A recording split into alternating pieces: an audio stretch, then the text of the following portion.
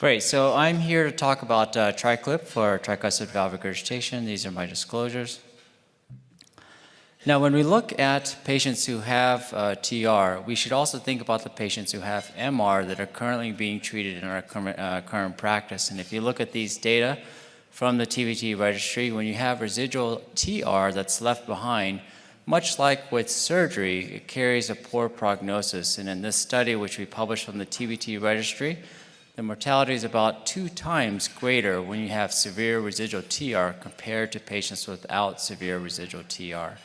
So we know that among patients who are undergoing current MitraClip therapy that there is a need to also potentially use somewhat of the same technical approaches to treat the tricuspid regurgitation. Now, when we look at edge-to-edge repair for TR, it really is not that new of a concept. This is actually a paper that was published about 15 years ago from a surgical journal, and it describes using plication of the anteroseptal leaflets, much like you would do with the TriClip procedure. And the nice thing about this is that it actually directly targets the area of the pathology because we know most of the dilatation and the remodeling that happens in these patients is in the anterior and posterior direction. So the tricuspid valve repair system, which is now a redesigned version of the MitraClip for TR, is designed to really directly address the TR with edge-to-edge therapy. It's got some new curves. It's got the sleeve curve oriented in the same direction as a steerable guide catheter, so it doesn't require any miskeying.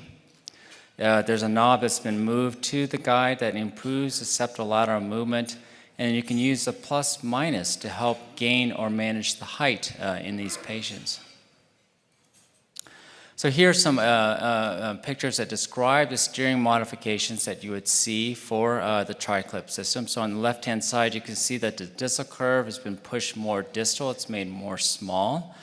That allows more adjustment in the height management, which you could see here in these primary and secondary bends.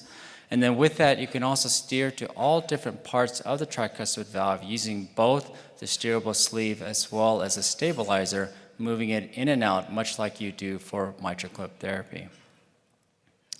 Now, to give you an example of how these steering enhancements can help you do this procedure, this is the IDE device that's going to be tested into the pivotal trial. And what you see here, just look at how the lateral deflection would happen in this sleeve by applying L knob here. And you can see the distance that would be traveled. And this can help somewhat, but you can still struggle to have these septal hugging conditions. In other words, in which you have the catheter traveling from the septal to the lateral area in a non-perpendicular way, which makes it harder to grab the leaflets.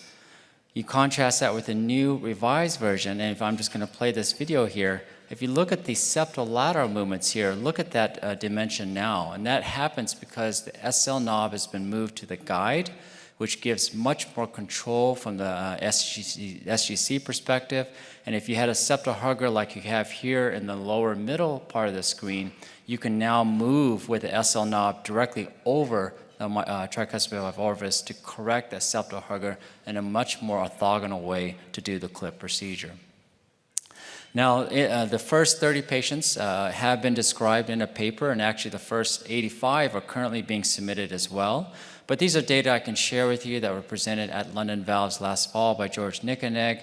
You can see here average age 79 years. They all have a host of morbidities you can describe here. I think here the majority are women. I think we're seeing that a lot more among the TR patients. Acute device success, 100%. Most patients required multiple clips, and most commonly the location was the anteroseptal pair. Device times, not too bad, about 71 minutes, and this got better during the study with an average procedure time of about 2.5 hours. Here are the reductions in MR, and these are measured by Becky and her core labs, showing reductions in vena contracta width, PISA, and also reduction in the tricuspid valve diameter, and an improvement in forward stroke volume. And with these reductions in MR, there were improvements in NYHA class. You can see here, these are patients in class 3, which is about 70% of the population at baseline. And then at the end of the study, just 30 days, most patients, about 3/4, were class 2 or better. And there are also improvements in the KCCQ, as you can see here from baseline to 30-day follow-up. And we'll have data on the larger cohort ready for you very, very soon. So we've learned a lot about how to treat these patients, and many of you may have been involved in some off-label therapy with TriClip for TR. And here's some imaging to show you how we look at these patients. We get an RV inflow view here. We get this RV inflow to see whether it's anterior and posterior, and you can see that the leak here is more anterior. We then drop a cursor across those leaflets, X-plane off of that to then look at the leaflet quality, which you can see here. And we then take this left panel off and look at the leaflets here. And I'm sorry this video is not playing, but this is looked at very much just like you would look at for a MitraClip, to look at leaflets in terms of their size, length, and graspability. And then the other view that we look at is a transgastric, which really has become quite essential for the treatment of these patients with TriClip. So if you look at this, this would be a really nice patient to grab. The leaflet gaps are not too large, and you can contrast that with a patient like this. TR is more severe, the gaps are larger, and you can see how this might be more difficult to grab. So these are the types of things we're looking at because we all know that the clip has a physical dimension that has a physical limit that exists. And with the right patient, you can see this is how it's done. You can see the guide catheter has been straddled with the steerable sleeve in the right atrium. There's no need to straddle in the SVC. You can do it right in the right atrium. We then steer down with the SL knob, as you can see here. The flex extension knob, as you see here. You can make adjustments with SL, but it's mostly the flex extension knob as you get over the tricuspid valve. In the top right here, we open the arms up with a 3D view of the tricuspid valve to get in alignment. We then cross, we confirm the alignment in the transgastric view because this is really the best view to look at those leaflet tips, which are a bit hard to see with a 3D surgeon's view. If you look at this, what I learned today, Becky, is the cardiologist view. Is that right? And so the transgastric, looking at the leaflet tips, you can see here the arms are really well aligned. We then make a grasp, and you can see this is the value of the transgastric image. You can see with the arms closed how there's really this nice leaflet insertion, creation of a tissue bridge, and the TR is much better. And here we started in the anterior septal pair. We then likely march up and treat anterior to posterior. And with that understanding, you can get results that look like this. Here's a beautiful case here. You can see this one actually is a little bit more posterior, and this is at baseline. Beautiful transgastric images showing leaflet gaps are very treatable.